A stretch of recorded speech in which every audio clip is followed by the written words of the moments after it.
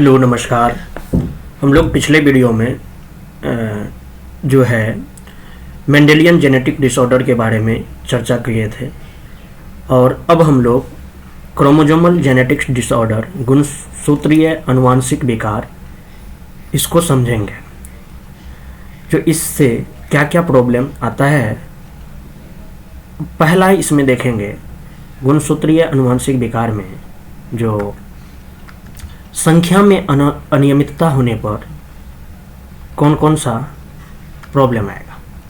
पहला चीज संख्या में अनियमितता। संख्या में अनियमितता होने पे जो है संख्या में अनियमितता बोल रहे हैं तो जैसे कि आप जानते हैं जो मानव में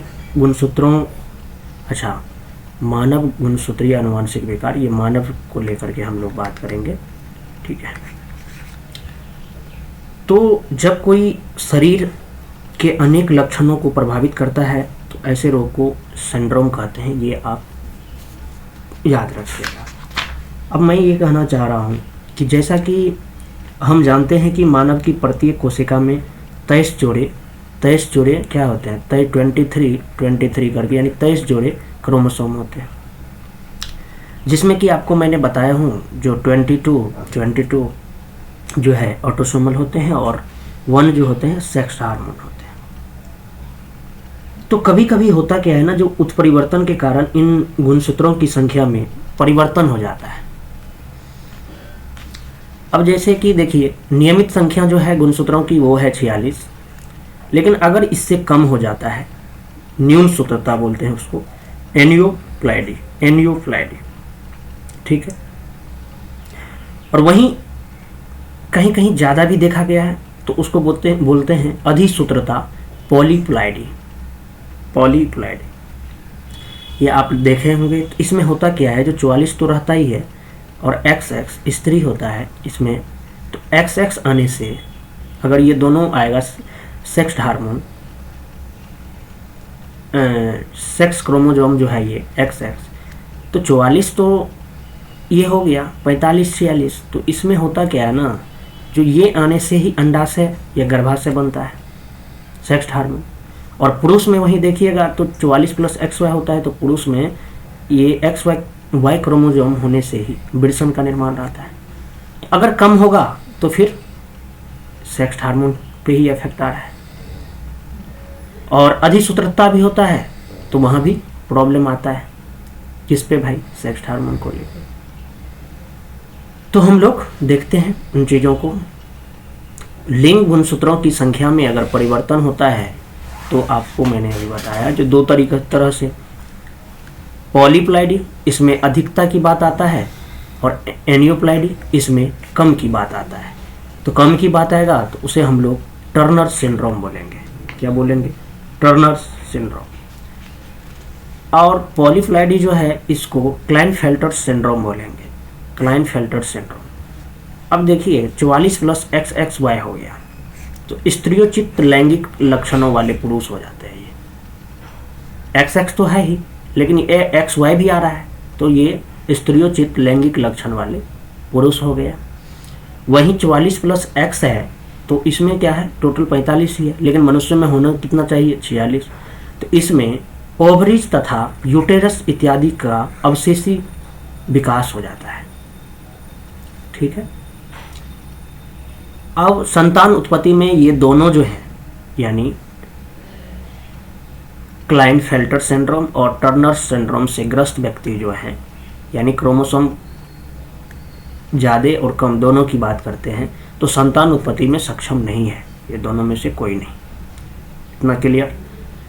अब हम लोग बात करते हैं जो कायिक गुणसूत्रों में अगर अनियमितता होगा तब क्या होगा। अभी जो देखे थे आप वो सेक्स क्रोमोसोम में अनियमितता होने पे। अब देखते हैं कायिक ऑटोसोमल गुण क्रोमोसोम में अनियमितता से क्या होगा।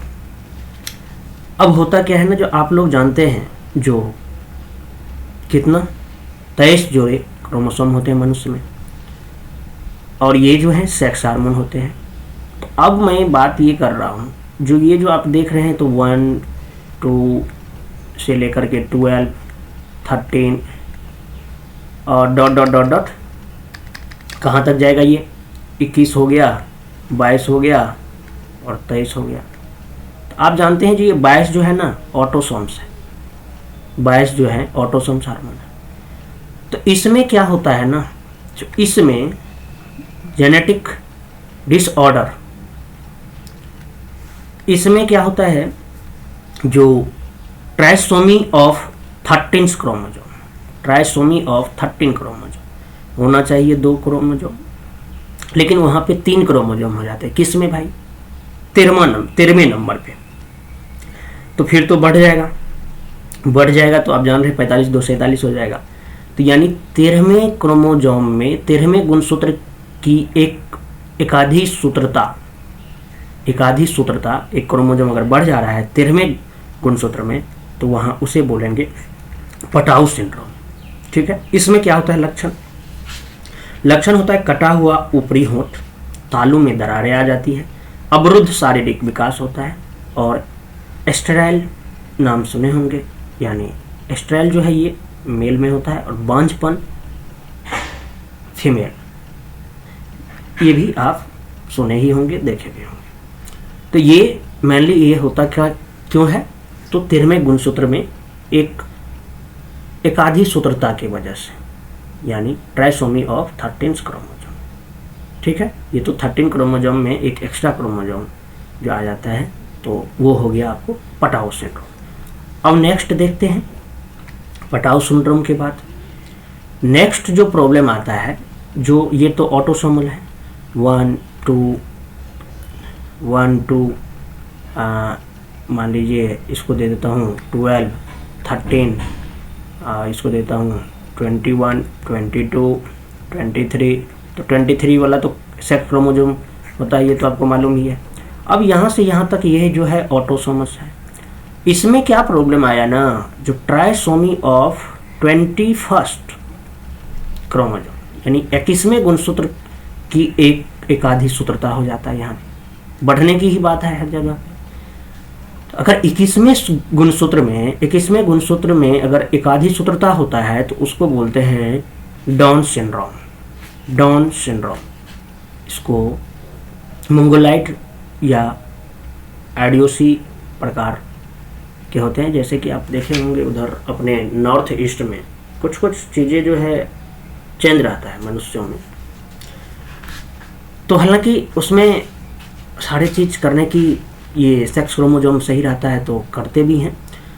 तो इसका लक्षण क्या है डाउन सिंड्रोम का? छोटा कद होना, चपटा चेहरा, बड़ा सिर, पीली त्वचा और गंभीर रूप से अवरुद्ध मानसिक विकास होता है इसका।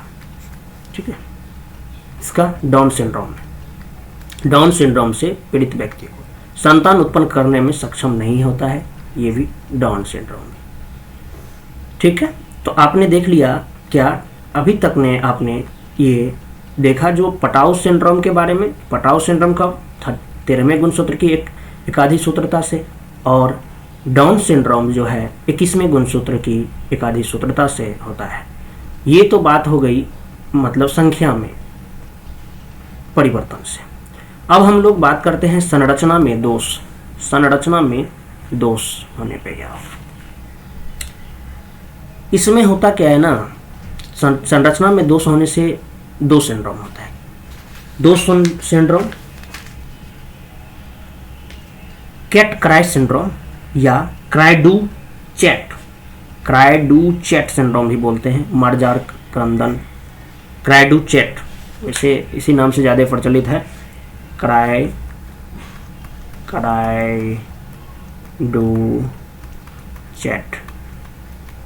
ठीक है। संरचना में दोष होने से क्राइडू-चैट सिंड्रोम होता है, और एक जो होता है ये फिलाडेल्फिया सिंड्रोम ये होता है। इसमें क्या होता है ना, जो गुणसूत्र की कैट-क्राई सिंड्रोम में, क्राइडू-चैट सिंड्रोम में गुणसूत्र संख्या 5 में विखंडन से उत्पन्न, गुणसूत्र संख्या जो है 5 में विखंडन से उत्पन्न, और गुणसूत्र संख्या 22 में ये जो बोल रहे हैं तो 1 से 22 तक जो जा रहा था ऑटोसोमल की, उसकी बात कर रहा हूँ। तो उसमें 5वें नंबर में विखंडन से उत्पन्न होता है गुणसूत्र संख्या। गुणसूत्र संख्या 22 में अगर विखंडन होता है तो वहाँ उसे ल्यूकेमिया को जन्म देता है ये, जिसे कि क्या बोलते हैं, फिलाडेल्फिया सिंड्रोम। तो फिलाडेल्फिया सिंड्रोम, क्राइडूचेट सिंड्रोम, इनको भी आपने जान लिया। संरचना में दोष कौन कौन से क्रोमोसोम में हो रहा है, 5वें में और 22वें में। 5वें में जो हो रहा है उसको क्राइडूचेट, और 22वें में जो विखंडन हो रहा है तो उसको बोलते हैं ल्यूकेमिया।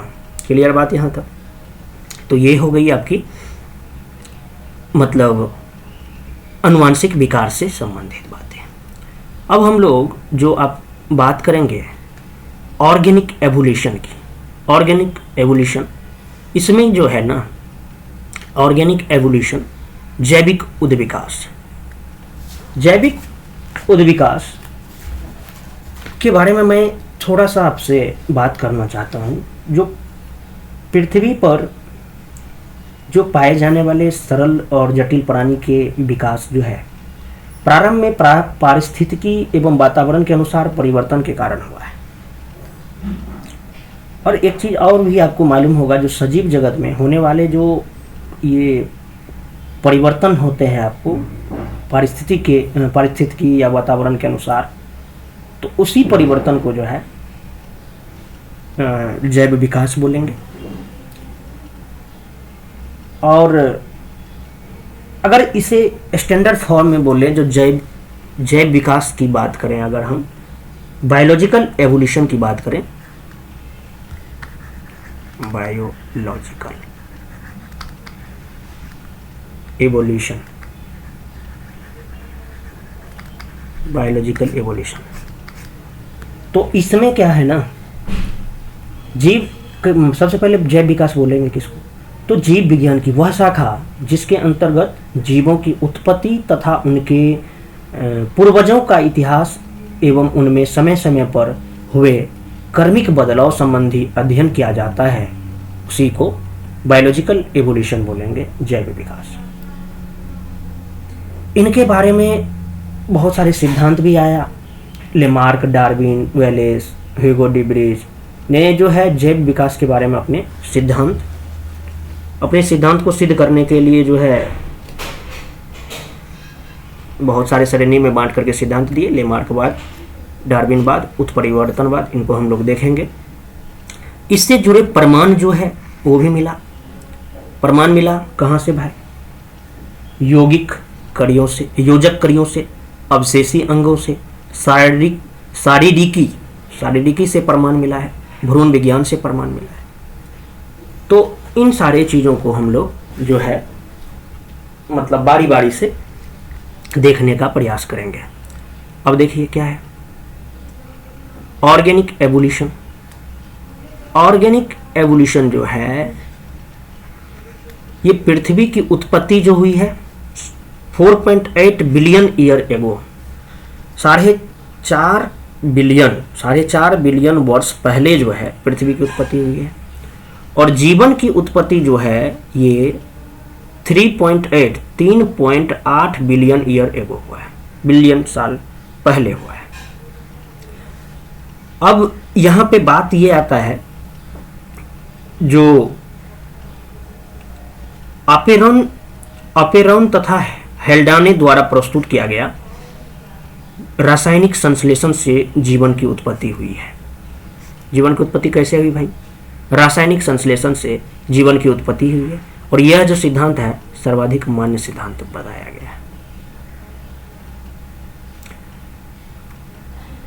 आदिकालीन वातावरण की जहां तक चर्चा करें तो ऑक्सीजन उपस्थित नहीं थी।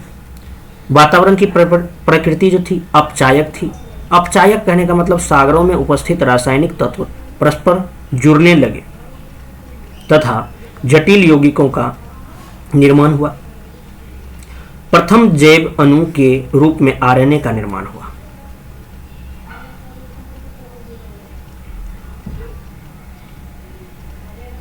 जैव विकास के संबंध में वैज्ञानिकों ने कई तरह के विचार प्रस्तुत किए, परंतु उनमें से अधिकांश के उचित प्रमाण न मिलने के कारण जो है वैज्ञानिक मान्यता नहीं मिल सके।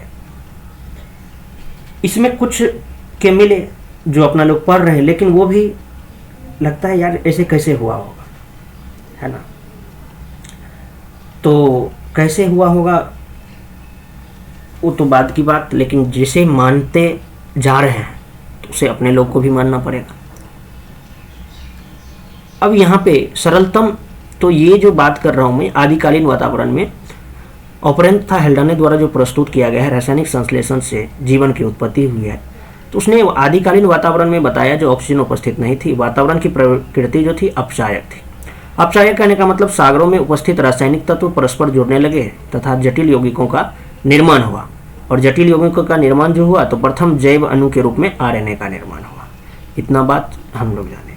अब सरलतम जीव जो है, सरलतम जीव, पहले कोई भी जीव सरलतम ही रहता है, उसका कर्मिक विकास होते होते जो है वो जटिलतम जीव बन जाता है। ठीक है, तो यही वही होता है उद्विकास, वही होता है उद्विकास, एवोल्यूशन। क्लियर बात। मतलब जीव विज्ञान की वह शाखा जिसके अंतर्गत जीवों की उत्पत्ति तथा उनके पूर्वजों का इतिहास और उनमें समय समय पर कर्मिक बदलाव संबंधी अध्ययन जो करते हैं वही जैव विकास है। तो यहाँ पे इवोल्यूशन की बात आता है। अगर सरलतम जीव का कर्मिक विकास होता है जटिलतम जीवों में तो वो उद्विकास कहलाता है। अब ये परमाणु की मैंने बात किया हूँ वहाँ पे, तो अब पहला परमाणु जो दिया गया योजक संरचनाएं तथा जीव को लेकर के, इस संरचना में क्या हुआ इनको जानते हैं। संरचना से रिलेटेड बात यह है जो प्रियॉन्स, विरियाइड्स और विरिसेस, तो मिसफोल्डेड प्रोटीन यहां पे देखा गया। जंतुओं की तंत्रिका तंत्र को संक्रमित करता है ये। एग्जाम्पल में mad cow disease, mad cow disease. वहीं अगर विरियड्स की बात करें तो इसमें स्वतंत्र आरएनए अणु मौजूद रहते हैं। आरएनए की मैंने बात किया, स्वतंत्र आरएनए अणु मौजूद रहता है। आरएनए जो होता है सिंगल होता है, ये भी मालूम है आपको, ये देख लें। Adenine, guanine, thymine, cytosine. अब मैं यहाँ पे बात ये करता हूँ जो ये जो है आरएनए अणु जो है, स्वतंत्र आरएनए अणु, ये पौधों को संक्रमित करते हैं। ये हो गई वायरस आपका किसकी बात,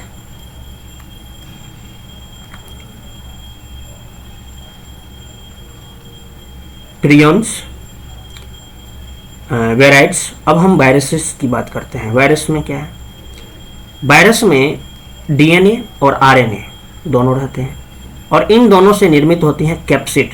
कैप्सिड, तो ये कैप्सिड से जो लेयर बना हुआ है, डीएनए में बाइलेयर होता है और आरएनए में, ये तो आपको मालूम ही है, सारे दिन पढ़ चुके हैं।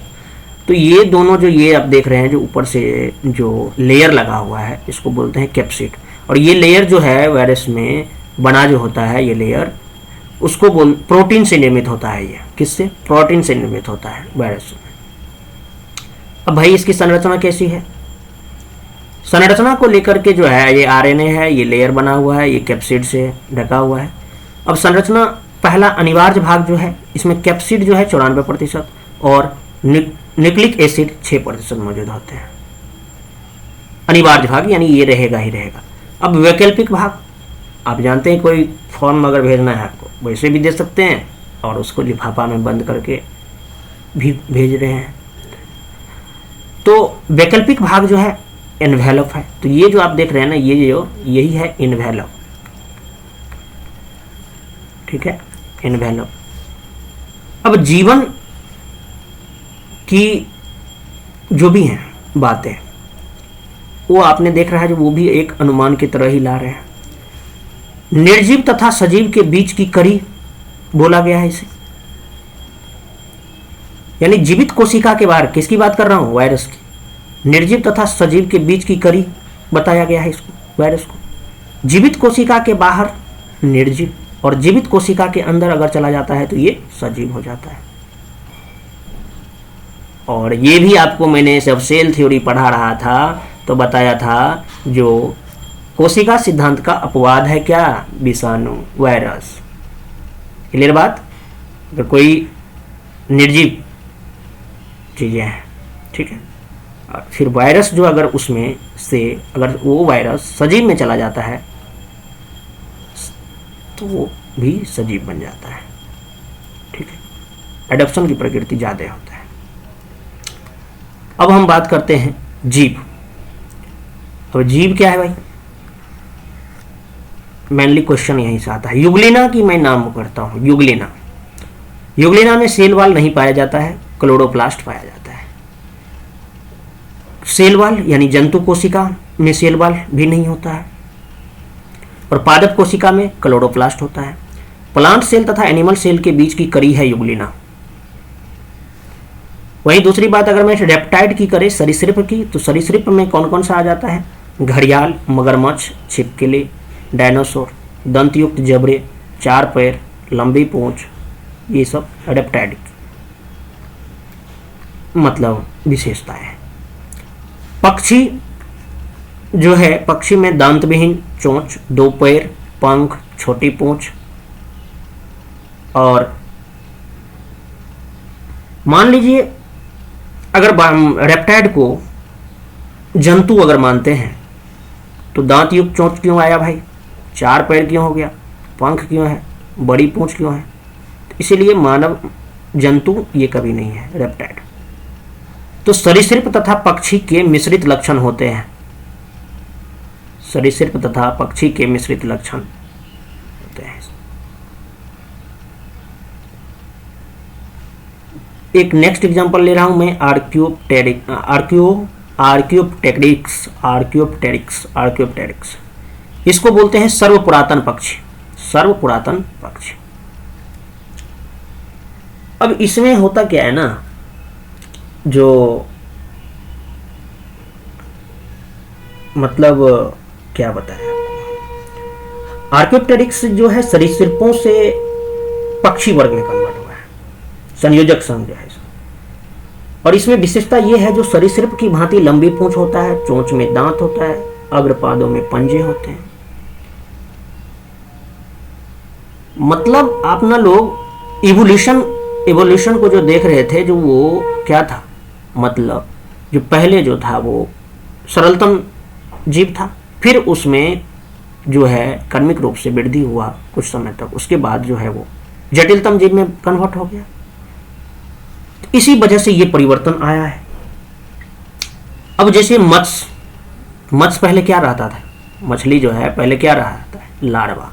उभयचर जो है लार्वा, सरीसृप जो है अंडे, पक्षी अंडे, स्तनधारी बच्चे, ये सब आपको मालूम ही होगा।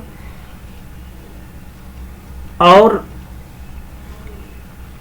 प्रोथेरिया जो है अंडे देने वाले स्तनधारी हैं। मेटाथेरिया जो है अपरिपक्व बच्चे देते हैं। एग्जाम्पल में कंगारू। यूथेरिया जो है ये परिपक्व बच्चे देते हैं।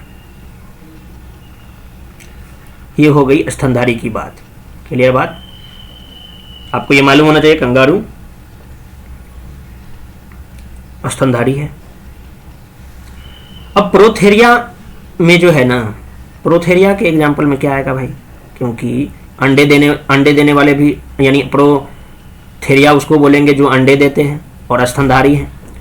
तो प्रोथेरिया के एग्जाम्पल में दो ही आते हैं, एक एकिडना और दूसरा प्लेटिपस।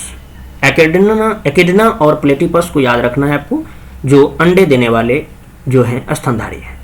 क्लियर बात? पहला प्रमाण हम लोग देख लिए। दूसरा प्रमाण अवशेषी अंगों से प्रमाण, वेस्टिजियल ऑर्गन्स। अब इसमें क्या है ना, इसमें देखिए कौन कौन सा है वेस्टिजियल ऑर्गन्स। हालांकि इससे क्वेश्चन, निमेशक पटल, निक्टेटिंग मेम्ब्रेन, विजडम टूथ जो चार होता है उसका कोई वजह नहीं, मतलब यूज नहीं है ज़्यादा, अगर नहीं भी रहेगा तो चलेगा। Muscles of nose and ear, कर्ण पल्लव की पेशियां। निपल्स इन मेल में निपल्स का क्या काम है भाई? बॉडी हेयर, इसका भी कोई काम नहीं है। सेगमेंट मसल्स, अपेंडिक्स कृमि रूप परिशेषिका, और कहाँ होता है ये? बड़ी आंत में होता है, पढ़ेंगे मानव शरीर के में जो पढ़ेंगे तो।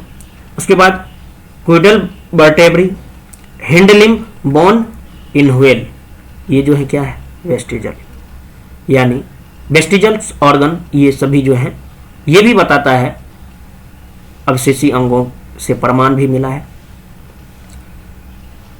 पहले क्या थे, फिर अभी क्या है, इनका यूज नहीं हो रहा है धीरे धीरे। अब हम लोग बात करते हैं समजात तथा समवर्ती अंग को लेकर के। समजात यानी होमोलॉगस, होमोलॉगस किसको बोलते हैं? संरचना तथा उत्पत्ति समान किंतु कार्य अलग अलग करे। वहीं समवर्ती एनालॉगस ऑर्गन्स जो है कार्य समान किंतु संरचना और उत्पत्ति अलग अलग, तो उसको एनालॉगस बोलेंगे। तो ये हो गई आपको वेस्टिजियल्स ऑर्गन्स की बात, उससे जो प्रमाण आया। अब हम लोग बात करते हैं भ्रूण विज्ञान से क्या क्या प्रमाण मिला भाई?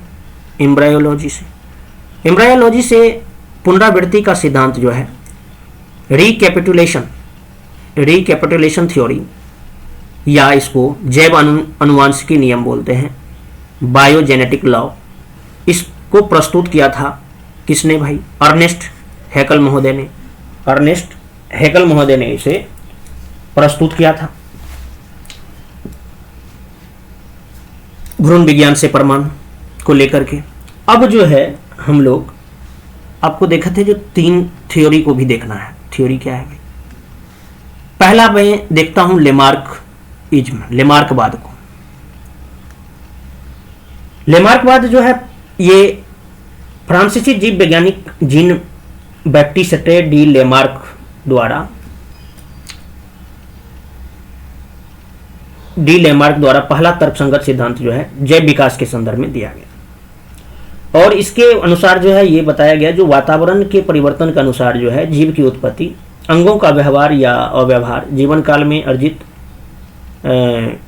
गुणों का जीवों द्वारा अपनी क्या है संतान, अपनी संतति में पारेषण होता रहता है। मैंने ये बुक लिखा था, उसका नाम था फिलोसफिक जूलॉजिक। किसका बुक था भाई? लेमार्कवाद पर आधारित था। सिद्धांत दिया था उपार्जित लक्षणों की वंशागति का सिद्धांत, इसने बताया था पर्यावरण का प्रत्यक्ष प्रभाव होता है, अंगों का उपयोग तथा अनुपयोग के बारे में बताया, उपार्जित लक्षणों की वंशागति को लेकर के इसने अपना सिद्धांत दिया। यानी अगर मैं इनके क्रक्स में आपको बता दूं जो लेमार्क था क्या, तो इसके विकासवाद से लेकर के जो मूल अवधारणा थी, ये बताया जो जंतुओं के उपार्जित लक्षण जो है सतत और वंशागत होते हैं, यानी एक पीढ़ी से दूसरी पीढ़ी में प्रजनन की दर चले जाते हैं। ये बात अभी भी आप देख रहे हैं जो चल रहा है। और ये एक चीज जो बताया ना, वो आप कहीं कहीं पे रंग भी आ रहा है। अब मैं थोड़ा सा एग्जाम्पल से बताता हूँ। इसने बताया जो जीवों के जिन अंगों को लगातार उपयोग होता रहता है वे पीढ़ी दर पीढ़ी बड़े और मजबूत होते जाते हैं। सुनिएगा बात, जिन अंगों का उपयोग नहीं होता है वो बहुत कम होता है और वो धीरे धीरे कमजोर होते हैं तथा कमजोर होते होते उनका लोप हो जाता है। तो ये चीज जो है ना, हालांकि आप भी अगर सोचिएगा जो चलो यार मैं हाथ का बहुत ज्यादा यूज कर रहा हूं, ऑटोमेटिक ऐसा थोड़ी है बाएं हाथ थोड़ा कम करेगा, लेकिन ऐसा नहीं है। बहुत ऐसे हैं जो लेफ्ट हैंडर राइट हैंडर दोनों हैं, हाँ? तो उसका इसलिए ये ज्यादा दोनों से काम कर रहे हैं बहुत। ये सिद्धांत पे हालांकि लेमार्कवाद के विचारों का कई वैज्ञानिकों ने खंडन भी किया, और वैज्ञानिकों के अनुसार उपार्जित लक्षण वंशागत नहीं होते हैं, यानी ऐसे जीव जिनमें लैंगिक जनन होता है, जनन कोशिकाओं का निर्माण उनके जनन ग्रंथियों में होता है। ऐसा नहीं है जो ज्यादा यूज करेंगे तो ज्यादा हो जाएगा।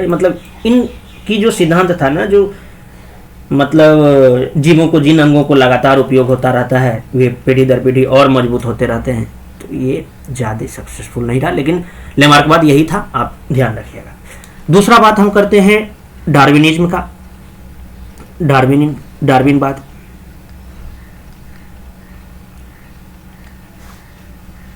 डार्विनवाद में जैव विकास की परिकल्पना के संदर्भ में दूसरा सिद्धांत है ये, और डार्विन ने 1859 ईस्वी में अपनी पुस्तक का नाम था the origin of species.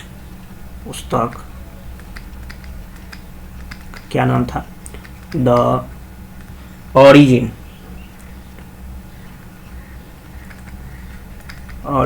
Of species.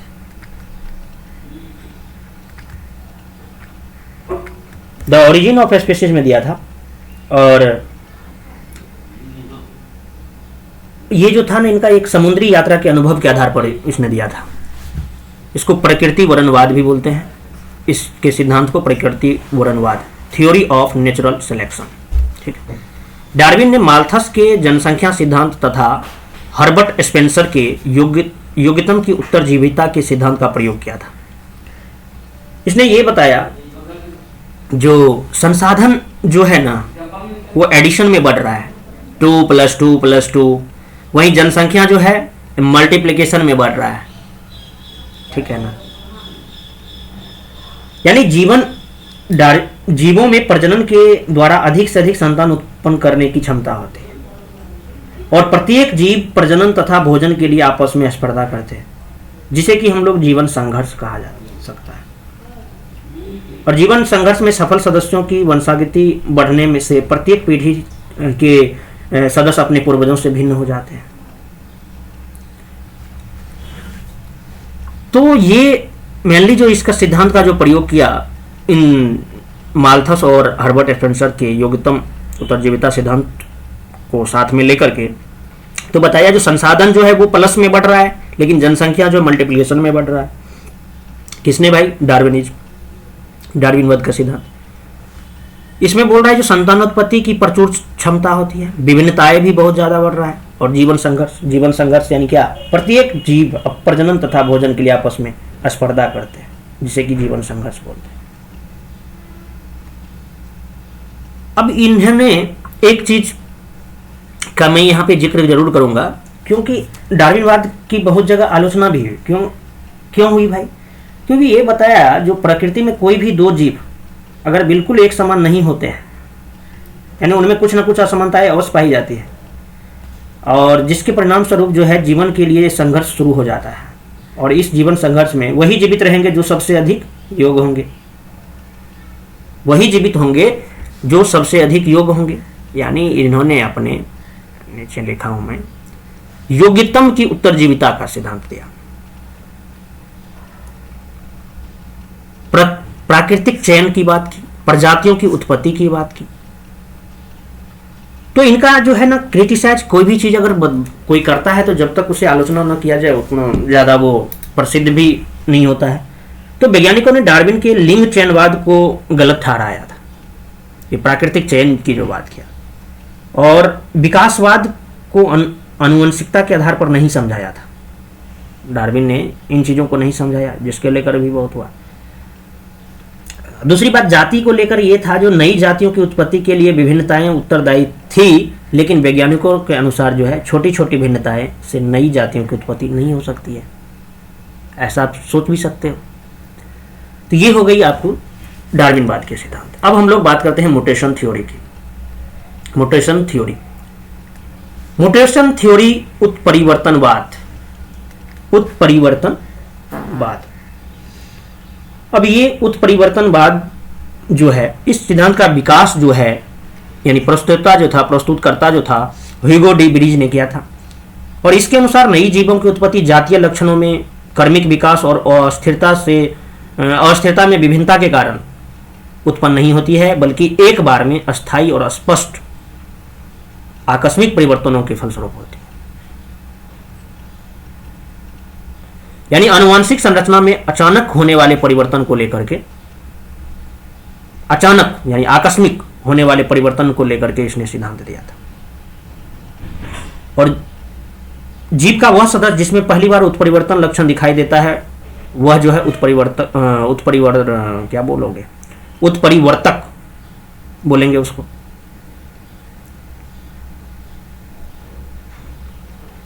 और ह्यूगो डी ब्रीज जो थे, ये कहाँ के थे भाई? ह्यूगो डी ब्रीज हॉलैंड के थे। हॉलैंड के, ध्यान रखिएगा।